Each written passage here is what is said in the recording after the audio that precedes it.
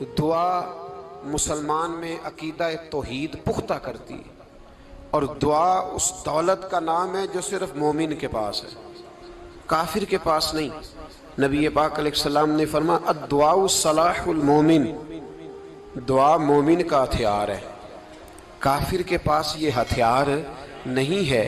مومن جب اپنے مالک کے حضور دعا مانگتا ہے نا، دنیا میں آپ کسی سے زیادہ مانگیں تو وہ ناراض ہو جاتا ہے، وہ کہتا ہے بھائی تو نے تو کام بنا لیا ہے، کل بھی دیا تھا، پرسوں بھی دیا تھا، روز روز تجھے کون دے؟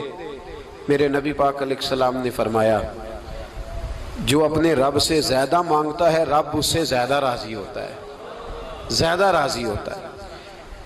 اب دعا مخصوص اوقات نہیں دعا کے، فرمایا اذا دعان، جب بھی دعا مانگو گے تمہارا رب تمہاری دعا کو، جب بھی دعا تو دعا کرتے رہنا چاہیے، ہر وقت دعا میں بندہ شامل رہے، اللہ کے ذکر میں شامل۔ یہ جو قرآن مجید نے کہا نا یا ایھا الذین آمنوا اذکروا اللہ ذکرا کثیرا، اے ایمان والو اپنے رب کا ذکر کثرت سے کرو، وسبحوہ بکرۃ واصیلا، اور صبح و شام اسی کی پاکی بیان کرو۔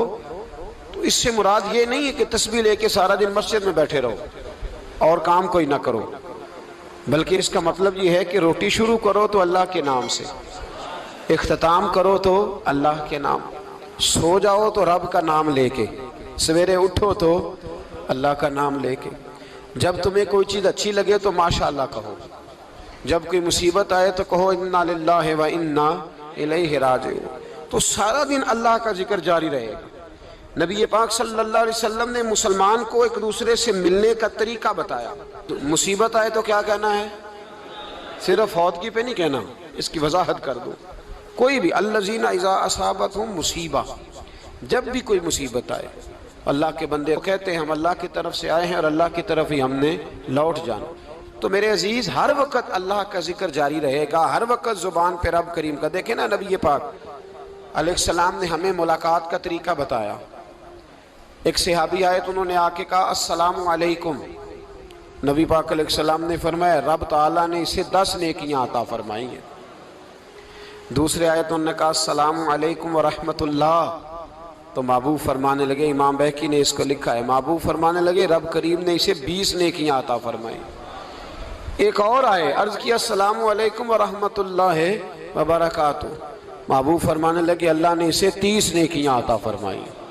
اچھا اس کا مطلب کیا ہے؟ السلام علیکم، تم پر سلامتی ہو، سادہ ترجمہ یہ ہے کہ تم سلامت رہو، تم سلامت رہو، ورحمۃ اللہ وبرکاتہ، تم پر اللہ کی رحمت بھی ہو اور اس کی برکتیں بھی ہو۔ وہ کیا کہتا ہے؟ وہ کہتا ہے وعلیکم السلام، تم پر بھی سلامتی ہو، ورحمۃ اللہ وبرکاتہ، اللہ کی رحمت ہو اور اس کی۔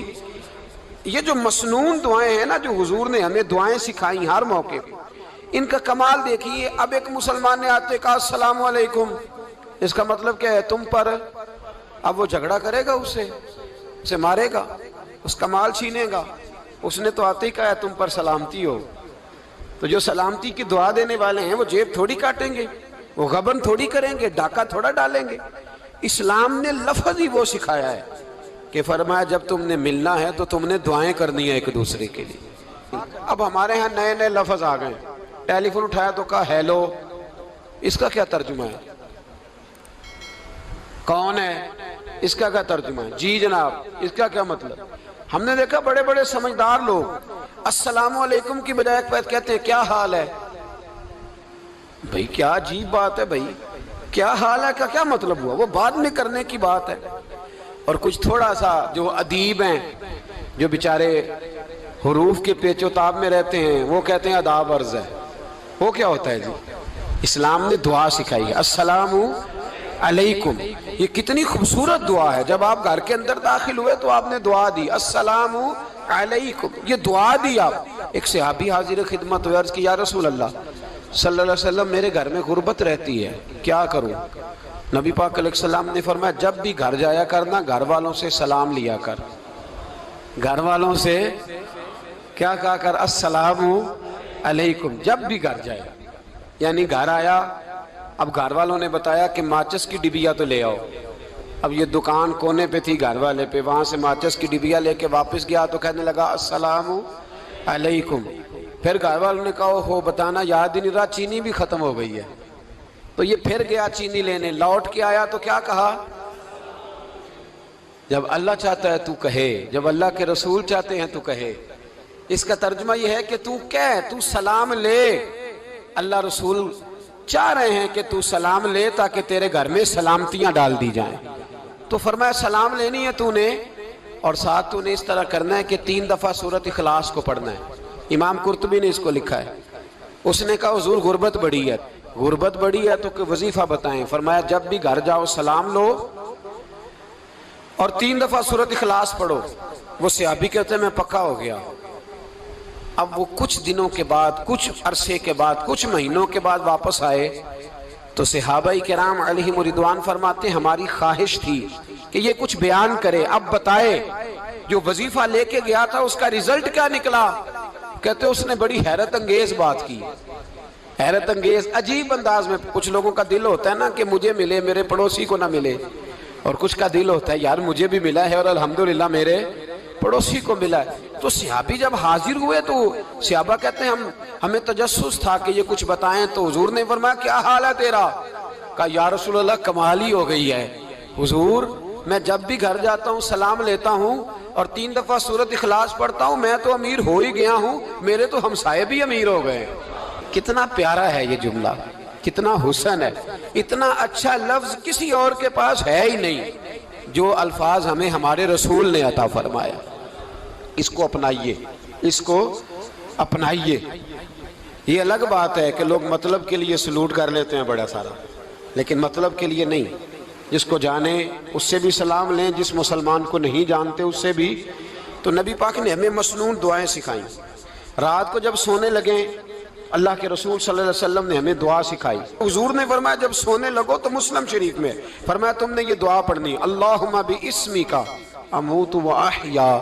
تم نے کہنا اے اللہ میں تیرے نام پر مرتا ہوں اور تیرے نام پر جیتا ہوں. نبی پاک صلی اللہ علیہ وسلم نے ایک حدیث میں فرمایا کہ یہ جو نیند ہے نا یہ موت کی چھوٹی بہن ہے، یہ موت کا ایک حصہ ہے. جس طرح انسان سو جائے تو کوئی خبر نہیں ہوتی کیا ہو رہا ہے، بالکل وہ اٹھا ہے تو اس نے کہا ہو یہ کیا ہوا. سو جاتا ہے نا آدمی، اسے خبر نہیں ہوتی. اوہو میں نے تو 11 بجے اٹھنا تھا، یہ تو 3 بج گئے. اب اسے خبر نہ رہی. سوتے ہوئے لوگ چوری کر لیتے ہیں، بلکہ اس طرح بھی ہوتا ہے کہ آدمی نے گکھڑ اترنا تھا، وہ پنڈی سے آ رہا تھا لیکن وہ سویا ہوا تھا. آنکھ تب کھلی جب کاموں کی آ گیا تھا.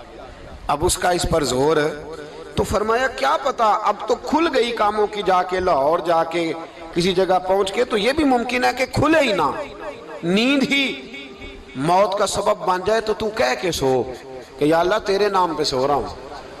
اللہ کس نام پہ سو رہا ہوں؟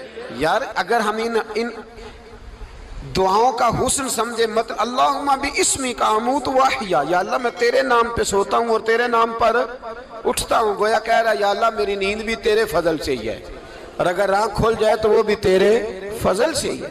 کتنا اعلیٰ نبی پاک علیہ السلام نے انداز سکھایا. اور پھر بخاری شریف میں حدیث موجود ہے، فرمایا جب اٹھو تو کہو الحمدللہ الذی احیانا بعد ما اماتنا والیہ النشور.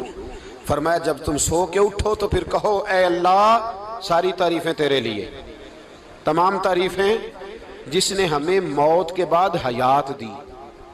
موت کے بعد فرمایا احیانا بعد ما اماتنا، ہمیں مرنے کے بعد گویا اللہ کا شکر ادا کر کے آنکھ کھل گئی. دیکھیں کس طرح اسلام مسلمان کو اللہ کے ساتھ جوڑتا ہے. فرمایا شکر کر، آنکھ کھل گئی. کہ یا اللہ تیرا شکر ہے تو نے موت کے بعد ہمیں دوبارہ حیات عطا فرمائی، یہ شکر ادا کرو. گویا تم یہ نہ کہنا کہ میں اٹھ گیا ہوں تو میرا کمال ہے، یہ نہ سمجھنا میں اٹھ گیا ہوں تو میں بڑا پابند ہوں، جب میں ارادہ کر لوں کہ میں نے 11 بجے اٹھنا ہے تو پھر میں اٹھ جاتا ہوں.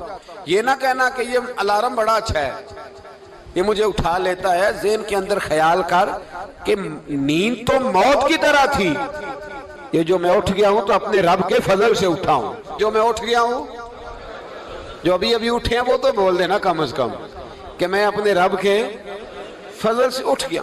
تو دعا سکھائی. پھر دیکھیے نبی پاک صلی اللہ علیہ وسلم نے فرمایا جب تم بیت الخلاء میں جاتے ہو نا، واش روم میں جاتے ہو، تو گندی چیزیں ہوتی ہیں وہاں، شیطان ہوتے ہیں، جنات ہوتے ہیں، یہ گندگی پہ ہوتے ہیں۔ جب تم واش روم جاؤ، بیت الخلاء جائے، تب بھی دعا مانگو۔ کیا دعا مانگو؟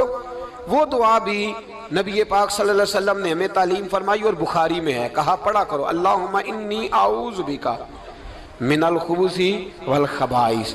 کہو اے اللہ، ناپاک چیزوں سے میں تیری پناہ مانگتا ہوں، وہ نر ہوں یا مادہ ہوں۔ اللہ میں تیری پناہ مانگتا ہوں۔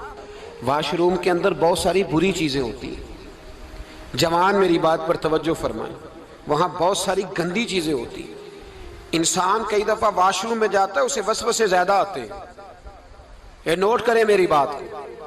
اصل میں نا ہم بات ڈھونڈ رہے ہیں علاج اپنی بیماریوں کا، حالانکہ علاج تو سارا مدینے والے رسول کے پاس موجود ہے، محبوب کے پاس ساری دوائیاں ہیں۔ تو نبی پاک علیہ السلام دیکھیں نا، انسان واش روم میں جاتا ہے، اسے وسوسے آتے، برے خیالات آتے، وہ گناہ کی طرف کئی دفعہ مائل ہوتا ہے، تو کہا تو دعا پڑھ کے جا، اللہم انی اعوذ بک، یا اللہ میں تیری پناہ مانگتا ہوں، من الخبث والخبائث، ہر خبیث اور بری چیز سے میں تیری پناہ مانگتا ہوں، وہ نر ہو یا یار کتنا عظیم دین ہے، کتنا عظیم میرے مصطفیٰ کریم کا وہ والا دین ہے۔